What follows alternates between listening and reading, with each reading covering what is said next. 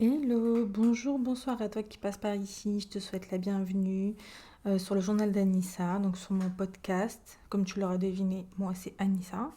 Et aujourd'hui, j'avais envie de te proposer un épisode un petit peu différent. Euh, faire un épisode entre guillemets, pour faire un petit peu le point ensemble sur l'année qui se termine et celle qui arrive. Bien sûr, comme à chaque fois, sans pression, sans aucune injonction et encore une fois, ça reste mon avis, mon point de vue à moi. Et ma façon de voir les choses n'est pas une généralité. Et peut-être que d'autres personnes ne seront peut-être pas d'accord avec comment est-ce que je vois les choses. Et c'est pas grave. Voilà. Donc, pour commencer, j'aimerais faire le bilan de cette année qui, je pense, nous a tous bousculés. J'ai pu voir passer dernièrement sur les réseaux des gens qui disaient mais cette année 2025, elle a été interminable. Comment vous dire que je suis totalement d'accord. Dans le sens où j'ai l'impression que cette année, elle a duré vraiment longtemps. Et en fait, en même temps, elle est passée hyper vite. C'est assez contradictoire de dire ça, mais c'est vrai qu'il s'est passé beaucoup de choses. Et cette année, en fait, je pense qu'elle nous a demandé beaucoup d'efforts, beaucoup de remise en question sur comment est-ce qu'on se voyait, comment est-ce qu'on voyait les choses dans nos vies, ce qu'on voulait pas. Et c'est vrai que peut-être qu'elle a été plus dure que les autres années. Je sais pas, est-ce que vous en pensez après? Je vais pas comparer avec l'année Covid, hein, parce que ça c'était vraiment hardcore, clairement. Et, euh, et c'est vrai que je pense sincèrement que pour ma part en tout cas, cette année 2025, elle m'a appris à ralentir. Comme je l'ai déjà dit dans plusieurs épisodes, à composer avec mon corps qui fatigue, à composer avec mes douleurs chroniques et à accepter. Je vais vous faire une confidence. Je vais vous expliquer un petit peu, pas dire mon parcours, mais des choses un petit peu perso. En fait, si vous voulez, j'ai perdu ma grand-mère en 2018 des suites d'une maladie. Et c'est vrai que j'étais très très proche d'elle. C'était vraiment comme ma maman. Enfin, c'était vraiment ma deuxième maman. Et on s'aimait beaucoup et on n'avait peut-être pas forcément besoin de se le dire. Et c'est vrai que je l'ai vue un petit peu, je vais pas dire dépérir, c'est pas ça, mais je l'ai vue vraiment dans des états de santé assez graves. Et quand elle est partie, quand elle nous a quittés, elle a dit mon prénom alors que ça faisait au moins 5 ans qu'elle n'avait pas dit mon prénom. Et en fait, dernièrement, j'ai beaucoup repensé à cet épisode-là. Pour vous dire, hein, la semaine qui a suivi, elle nous a quittés. Voilà. Paix à son âme, que Dieu lui accorde tout ce dont elle a besoin et, euh, et, euh, et qu'il la laisse en paix. Voilà. Et c'est une petite invocation pour elle. Et en fait, il y a quelques semaines, je dirais, c'était peu de temps après, c'était je pense novembre. Novembre, en sachant elle est partie en octobre. Novembre, c'est ça. J'étais pas très bien, j'étais vraiment très triste. Et je repensais beaucoup à elle. Et entre-temps, il s'est passé plein de choses dans ma vie perso. Et j'étais pas forcément très très bien. Et en fait, je lui ai écrit une lettre. Je lui ai écrit une lettre. Et je sais pas, mais ça a comme, je vais pas dire débloqué un truc dans ma vie, mais je lui ai vraiment dit tout ce que j'avais sur le cœur. Absolument tout ce que j'avais sur le cœur. Et en fait, le fait de lui écrire cette lettre, euh, j'ai pleuré, hein. Pour vous dire, hein, quand j'écrivais cette lettre, je pleurais, je pleurais, je pleurais, je pleurais.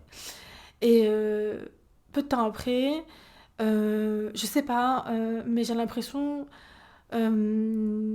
que ça m'a vraiment déchargée d'un poids. Ça m'a soulagée d'un poids. Et en fait, je pense que je sais pas pourquoi je vous dis ça, mais c'est vrai que jusqu'à présent, à chaque fois pendant ces périodes-là de fin d'année, je suis toujours un peu en mood entre deux. Je suis pas vraiment toujours hyper bien, et ça correspond vraiment à chaque fois à la période où ma grand-mère est partie. Et c'est vrai que le fait d'avoir écrit cette lettre, j'ai l'impression que ça me permet en fait de comme vivre les choses plus sereinement et de faire confiance à la vie. Voilà. Voilà, la conclusion, c'est ça, concrètement. La vie, peu importe comment est-ce que vous voyez les choses, hein. La vie, l'univers, Dieu, voilà, peu importe. Mais en tout cas, c'est ce qu'il en ressort, en tout cas pour ma part. Et, et en fait, c'est vrai que cette année, j'ai vécu des choses assez intenses, des émotions plutôt intenses, des changements que j'avais peut-être pas forcément prévus, des petites péripéties dans ma vie, quoi. Et c'est vrai que peut-être que cette année, pour ma part, j'ai surtout appris à tenir et à ne pas lâcher mon steak. Désolée, je suis jamais sérieuse, je vous jure, je suis jamais sérieuse. Bref, tout ça pour dire que cette année, elle a été dure et on y est arrivé à son terme. Et pour ça, vraiment, c'est déjà énorme, vraiment. Voilà.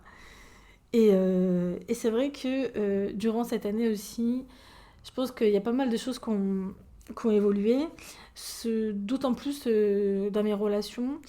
Euh, Cette année, pas mal de relations autour de moi, elles ont changé. Elles ont des amitiés, elles se sont faites un petit peu plus distantes. Il s'est passé plein de choses.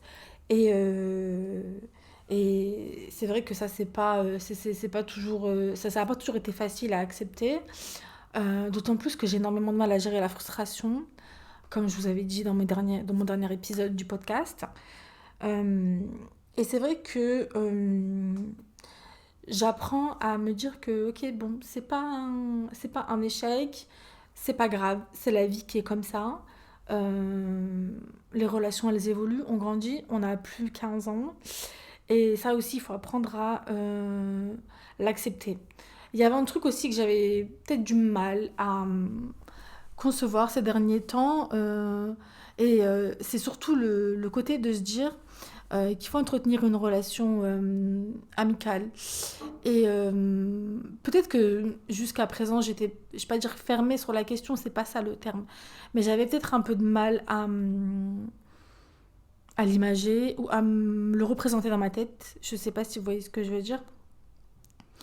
Et en fait, avec du recul, j'ai repensé à cette notion-là de, du fait d'entretenir une amitié. Et je pense sincèrement qu'une amitié, c'est quelque chose qui s'arrose petit à petit et qui grandit et qui continue de fleurir de fil en aiguille. C'est un petit peu comme les relations de fil en aiguille, pardon. Je parle trop vite. Euh, c'est un peu comme, je dirais, les relations entre nos proches, enfin notre famille. Pour vous dire, hein, euh, je sais que moi, dans ma famille, j'ai des gens de ma famille, je les connais, enfin, je les connais pas beaucoup, hein. Euh, Revenons au centre Anissa, s'il te plaît. C'est plus dans le sens où, quand je vous dis je les connais pas beaucoup, on n'a pas beaucoup de liens, et c'est vrai que euh, on n'a jamais vraiment créé du lien ensemble. Et en fait, c'est ce côté-là de se dire, bah en fait, on n'a jamais pris le temps d'entretenir ce lien-là, ce qui fait qu'aujourd'hui, il est comme ça. Et du coup, on n'arrive pas à défaire cette chose qui s'est créée. Voilà, c'est plus dans ce sens-là. Et je pense que ce que j'essaie de vous dire, c'est que c'est la même chose pour les relations amicales. En fait, si vous laissez une relation amicale comme, je vais pas dire dépérir, bah, au bout d'un moment, en fait, si vous l'arrosez pas, entre guillemets, régulièrement, bah, en fait, au bout d'un moment, il va plus rien se passer et vous allez comme perdre le contact. Et il faut pas s'étonner non plus. Dans le sens où c'est la vie, quoi.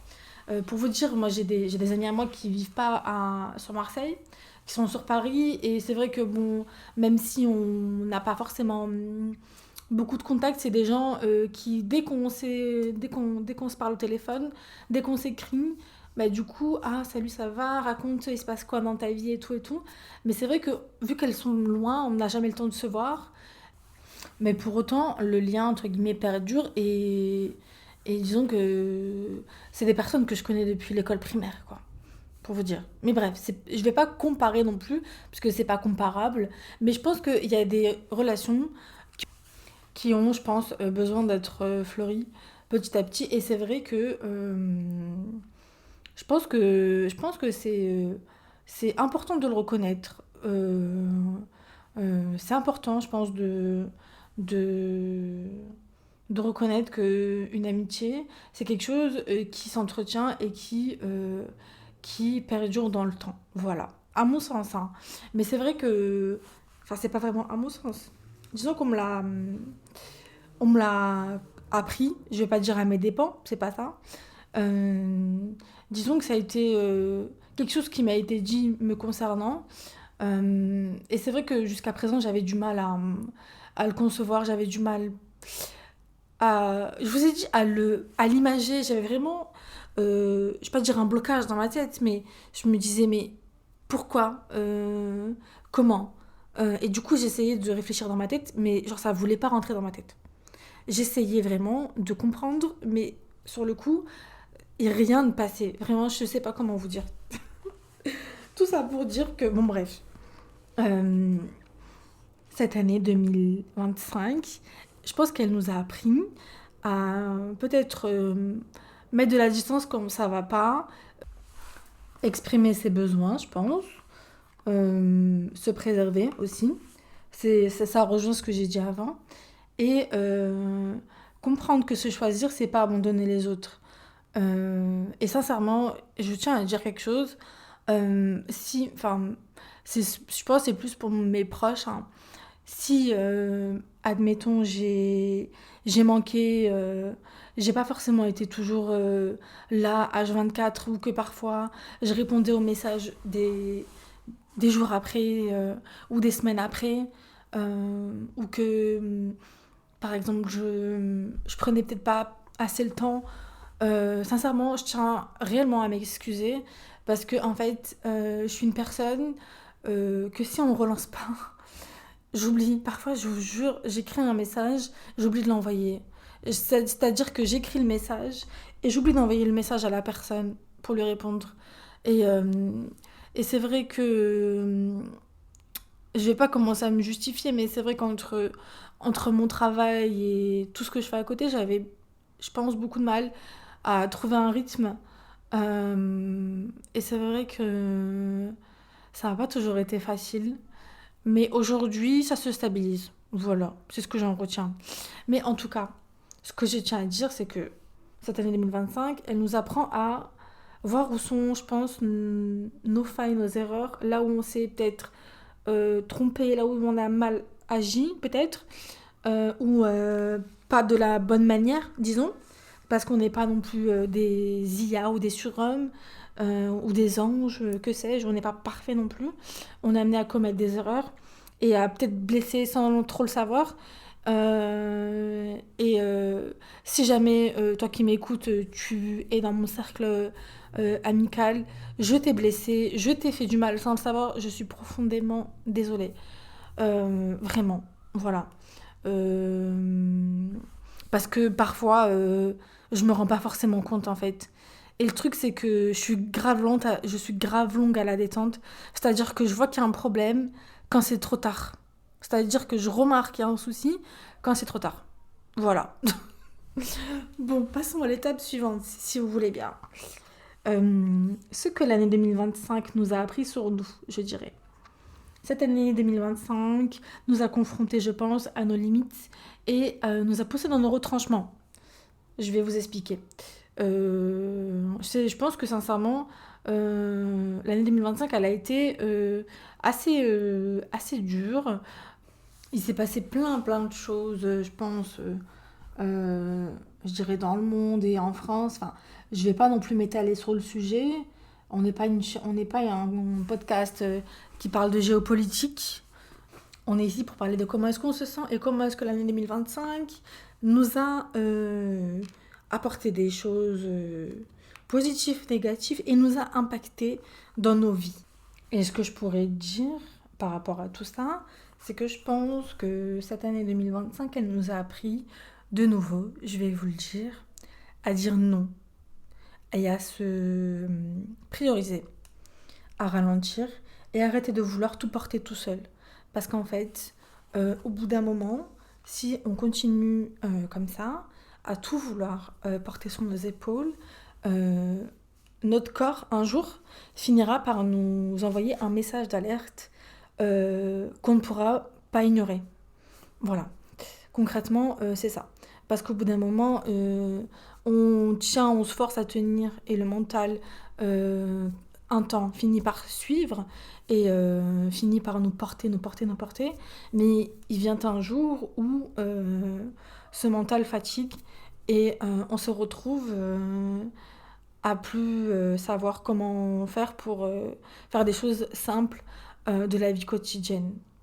Le point numéro 3, il me semble que je voulais aborder, c'est les petites choses que chacun d'entre nous a mis en place pour aller mieux. Que ce soit la méditation pour certains, le yoga pour d'autres, quoi d'autre? Le sport pour certains. Peu importe ce que vous ayez fait, tout ce que vous avez essayé de mettre en place pour aller mieux, ben, sachez que c'est ce dont vous aviez besoin. Ce qu'il fallait pour justement se prioriser et prendre plus de temps pour soi, réduire certaines sollicitations. C'est-à-dire que s'il y a des gens qui vous sollicitent de la mauvaise des manières et qui ne vous apportent pas des bonnes ondes, des choses positives, vous avez bien fait sur le moment de ne pas accepter. Parce qu'en fait, c'était pas ce dont vous aviez besoin à ce moment-là. Ça aussi, c'est une forme de respect envers soi-même. C'est aussi le fait de se dire qu'est-ce que je suis prête à accepter, qu'est-ce que je suis prête à porter, est-ce que c'est ok pour moi d'aller à ce truc ou d'aller à cet événement-là parce que je suis obligée d'y aller. Mais de qui, de où, de quoi, de comment? Non, en fait, tu n'es pas obligé d'y aller. Tu n'as pas envie d'y aller. Ton cœur n'y est pas. N'y va pas. Parce que si tu vas y aller, je te jure que tu vas passer un mauvais moment. Et tu vas être mal. Si c'est pour être mal et être dans des mauvaises ondes, c'est pas la peine en fait. Non. Voilà. À mon sens, je pense que c'est ce que 2025 nous a appris. Et aussi, je pense, pour ma part en tout cas, ça a été ma façon de créer, ma façon de travailler aussi. Et je pense d'aimer les gens qui sont autour de moi. Euh, pour vous dire, moi je suis une personne qui est, je pense, attachement anxieux. Ma psy m'en avait parlé, mais je me suis jamais vraiment penchée sur le sujet. Et peut-être que si en 2026 je vois de nouveau une thérapeute, ce sera intéressant de creuser la question. Et c'est vrai que durant cette année, j'ai appris à me dire, ok, est-ce que là, si je réponds en étant dans cet état-là, dans cet état, je pense, c'est quelque chose qui va apporter quelque chose de positif, négatif, ou est-ce que ça va empirer la situation? Et en fait, j'ai pris beaucoup de recul par rapport à tout ça, et du coup, je me, je me mettais en retrait et je réfléchissais avec moi-même, en gros. Et en fait, ma façon que j'avais pour réfléchir avec moi-même, je vais vous l'expliquer, c'était soit je me mettais à lire, soit je me mettais à écrire, soit je me mettais, genre je prenais ma voiture, je sortais, j'allais voir la mer, parce que j'ai la chance de vivre dans le sud, à Marseille, voilà. Et je prenais ma voiture et j'allais le soir parfois, quand j'étais peut-être pas toujours hyper bien, mais je partais et j'allais voir la mer. Et c'était vraiment quelque chose qui me faisait du bien et qui me ressourçait, voilà. Et je pense que toutes ces petites choses, je pense, mis bout à bout, finissent par faire de grandes choses. Et comme je disais, donc ce sont souvent les petites choses, donc les petits changements qui font les plus grandes différences. Le point numéro 3, je dirais, c'est ce qu'on laisse ici, ce qu'on laisse à 2025 et qui n'appartiendra qu'à 2025. Et donc, je dirais que je vais vous les lister en quelques petits points. Donc, ce qu'on va laisser donc, avant 2025, donc on n'y est pas encore, il reste quelques jours. Donc, je dirais que c'est le sentiment de culpabilité. Parce qu'en fait, je pense sincèrement que lorsqu'on est aligné avec ses choix, bah, tout simplement, en fait, on n'a pas à se sentir coupable. Voilà. Je pense aussi qu'il faut arrêter en 2025 la comparaison, se comparer les uns les autres, que ce soit avec une collègue de travail, avec telle ou telle personne, parce qu'en fait, ça ne nous fera pas avancer, vraiment. Il y a ce côté aussi de se mettre la pression d'aller bien, de montrer que tout va bien. Et en fait, c'est totalement ok de montrer qu'on n'est pas sur un bon jour, qu'il y a des jours où ça va peut-être pas toujours hyper bien. Et ça, il faut l'accepter dans le sens où vouloir à tout prix faire en sorte que, ou montrer aux gens que tout va bien, pardon, c'est en fait porter un masque social et au final, les gens ils verront quand même que ça va pas, même s'ils n'arriveront pas à mettre des mots dessus. Au final, ce que j'essaye de dire, c'est qu'en fait, on peut pas cacher nos états d'âme, je pense. Ça finit toujours par se voir en fait sur nous et en fait sur notre visage, sur nos expressions, sur comment est-ce qu'on va échanger. Donc je pense qu'il faut aussi arrêter de se mettre la pression d'aller bien. Voilà, en 2025, on laisse ça à 2025 et on passe à une autre étape en 2026. Voilà. L'idée qu'il faut absolument réussir une année. Se mettre des objectifs hyper hauts et se dire là, on est fin 2025, je vais me faire un mood board ou genre une to-do list avec tout ce que je vais faire cette année. Et en fait, ça, je pense sincèrement que c'est quelque chose qu'il faut vraiment abandonner, peu importe l'année, vraiment, je vous le dis. Et je pense que on devrait laisser à 2025 ce qui nous a épuisés. Le dernier point, je pense, le dernier point pour cet épisode, l'un des derniers points avant la conclusion, c'est ce qu'on aimerait pour 2026 et comment est-ce qu'on voit notre année ou comment est-ce qu'on la visualise et comment est-ce qu'on aimerait qu'elle soit. Même si dans tous les cas, on sait très bien au fond de nous que ce ne sera pas comme ce qu'on aimerait qu'elle soit, mais on va tout faire pour qu'elle soit comme on se l'imagine ou comment est-ce qu'on aimerait qu'elle soit. Voilà. Et je pense que pour 2026, je pense sincèrement ce qu'on veut, enfin pour ma part en tout cas, ce que je voudrais, c'est, je dirais, plus de douceur envers, je pense, moi-même, envers les autres, plus de respect pour notre propre rythme et savoir, je pense, poser les limites et dire à nos proches quand ça va pas et, et vraiment accepter. Accepter en fait tout ça, ne pas être dans le jugement, avoir des relations plus justes et des projets sans pression, vraiment. Avancer étape par étape, petit à petit. Et c'est vrai que quand on est multi, quand on a un potentiel, quand on est HPI, quand on a des particularités et qu'on est neuroatypique, on a vraiment envie de faire les choses va rapidement, vite, et vraiment faire en sorte que tout avance à vitesse grand V. Sauf que ce que m'a appris 2025, c'est que les projets comme ça prennent du temps, c'est parfois lent, mais ça avance doucement petit à petit. Pour vous dire, hein, j'ai un compte à part où j'écris, où je fais des petits poèmes, où j'écris. Si vous voulez, je vous le mettrai en commentaire. Vous pourrez aller voir ce que je fais. Et à côté de ça, j'ai ce podcast. Et je pense sincèrement que ce podcast, c'est vraiment quelque chose qui vraiment me tient à cœur et qui me permet en fait de m'exprimer.